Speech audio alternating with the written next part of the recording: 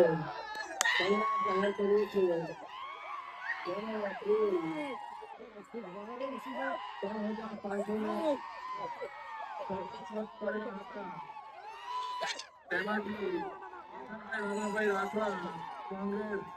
829 મત મળે છે. આમ આદમી પાર્ટી 671 મત મળે છે. સુભાષભાઈ ભૈજીભાઈ રાઠવા ભાજપ 2003 મત મળે છે. કોટા 64 મત મળે છે. એમાં સૌથી વધુ મત સુભાષભાઈ ભૈજીભાઈ રાઠવા ભારતીય જનતા પાર્ટીને મળતા તેમને વિજેતા જાહેર કરવામાં આવે છે.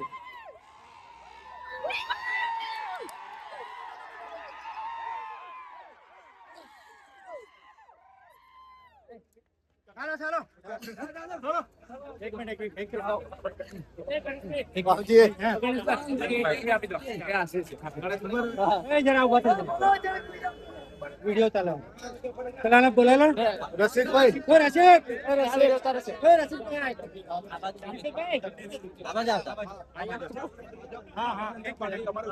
મારો જે જન્મ થયો ત્યારથી મેં ભારતીય જનતા પાર્ટીનું શાસન જોયેલું છે. ત્યારે અમારા વિસ્તારની અંદર ભારતીય જનતા પાર્ટીના લોકોએ અમારા જે વિકાસના નામે જમીનો પડાવી નાખવાનું કામ કરતી હતી એને આજે આ સ્પષ્ટ સંદેશ છે કે આદિવાસી સમાજને જીવા દો, શાંતિથી બંધારણને આટલા બધા રાઈટ આપેલા છે, હકો અધિકારો આપેલા છે, છતાં પણ આટલી બધી તાનાશાહી છે. ત્યારે આ ભાજપની સરકારને સ્પષ્ટ સંદેશ છે કે અમારા વિકાસના નામે જમીનો હડપવાનું બંધ કરો.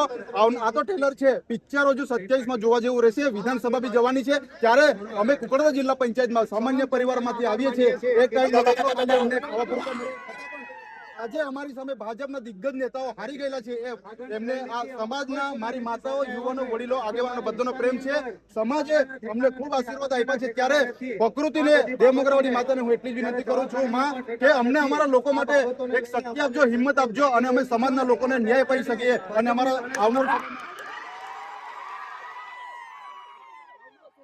સમાજના લોકો માટે જેટલા પણ શોષિતો પીડિતો છે એના માટે અમે લડીશું. અને આજે આ 5621 મતોની લીડથી ભાજપના ભૂખા કાઢી નાખેલા છે. ભાજપના ભૂખા કાઢી નાખેલા છે અને અહીંયાથી આ લોકોનો અવાજ બુલંદ કરીને લોકોને, મારી સમાજની માતા બહેનો, યુવાનોની આ જીત છે. આવનારા સમયમાં સમાજના હિત માટે અમે લડીશું અને બધા એકજૂટ થઈને સમાજના લોકોને ન્યાય માટે લડીશું.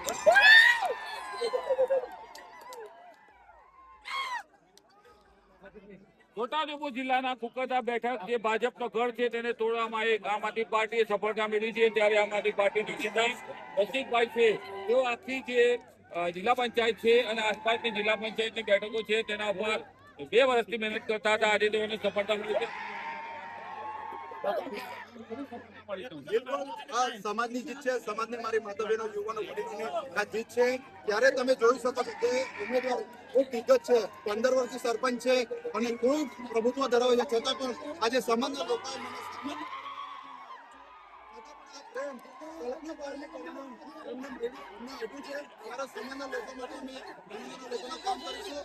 ભાજપની એક સ્પષ્ટ સંદેશ છે કે વિકાસના નામે જમીનો પડાવવાનું બંધ કરો. આદિવાસી સમાજ ખૂબ એવો છે કે શાંતિથી એમને જીવા દો. તમે જોયું છે હાઇડ્રો પ્રોજેક્ટની અંદર અમારા લોકોને ખૂબ હેરાન કરવામાં આવ્યા. આ એક સંદેશ આ જિલ્લા પંચાયત જીતીને લોકોએ સાબિત કરી દીધું છે કે તાનાશાહી લોકો સુધારતા નથી. હજુ તો આ તો ખાલી ટેલર છે. પિક્ચર 27માં ખતરનાક રહેશે.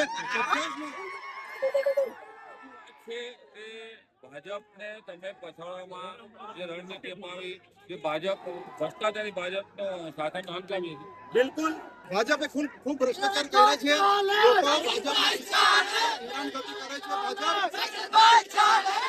ચૈતરભાઈને તમે જોયો છે ખોટી રીતે જેલોમાં સમાજનો દીકરો સમાજના ન્યાય માટે લડે છે અને આજે ખોટી ચૈતરભાઈને જેલ કરાવી રહેલા છે. તમે જોયું હશે મારા પર અઠવાડિયા સુધી પોલીસ લગાડેલી હતી. 4 તારીખે મને ડિટેન કરવામાં આવ્યો, તણખલા પોલીસ સ્ટેશનમાં લઈ જવામાં આવ્યો અને અઠવાડિયા સુધી મને હેરાનગતિ કરેલી હતી. પણ હું એ પોલીસના મિત્રોને પણ હું કહેવા માંગુ છું, પોલીસનું કામ કરે છે, ઉપરથી દબાણ છે એટલે પોલીસવાળા બિચારા એમની તો જવાબદારી નિભાવે છે. છતાં પણ ભારતીય જનતા પાર્ટીના સમાજના તમામ નેતાને હું કહેવા માંગુ છું, સત્ય પરેશાન થઈ શકે છે, સત્ય ક્યારે હાર્યું નથી. સત્યનો વિજય થયો છે.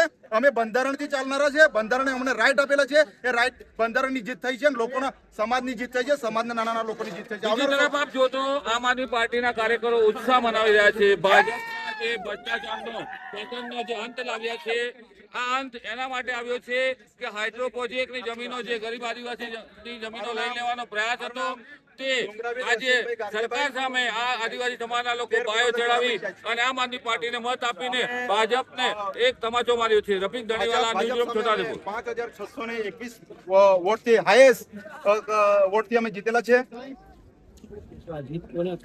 આ જીત અમે તો સાવ સામાન્ય પરિવારમાંથી આવીએ છીએ. એક ટાઈમનો રોટલો અમને માન મળે છે. અમે મહેનત મજૂરી કરીને પણ જે રીતે આ મારા સમાજના તમે વડીલોને જોયું કે મારી માતા, મારો સમાજનો યુવાન, મારી માતાઓ, બહેનો, આમની આ જીત છે, મારા સમાજની જીત છે. આવનાર સમયમાં સમાજ જ્યારે પણ પીડાતો હશે ત્યારે અમે સમાજના ન્યાય માટે લડીશું. તમે જોયું હશે હાઇડ્રો પ્રોજેક્ટનો અમે ખૂબ સંઘર્ષ કર્યો. સરકારને આ સ્પષ્ટ સંદેશ છે, આદિવાસી સમાજ ભોળો છે, આદિવાસી સમાજને શાંતિથી જીવા દો. આ તો ખાલી ટેલર છે. જિલ્લા પંચાયત 27માં વિધાનસભા બી અમે જીતીશું.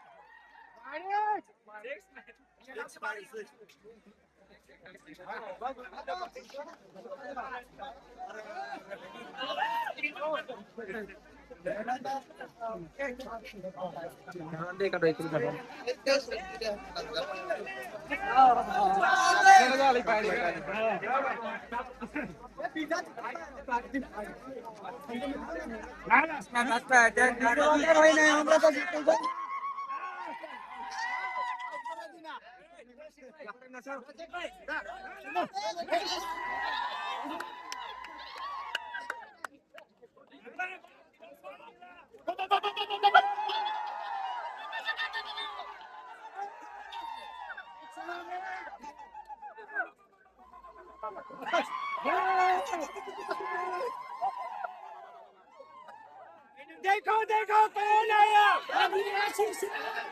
देखो देखो कौन आया, आदिवासी से। देखो देखो कौन आया, आदिवासी से। देखो देखो कौन आया, आदिवासी से।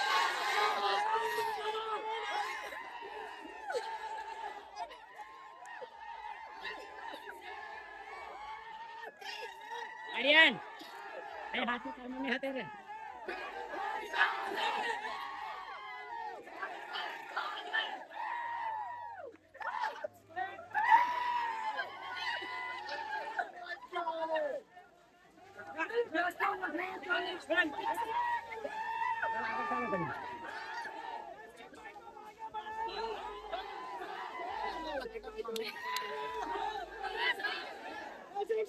आगे बढ़ो।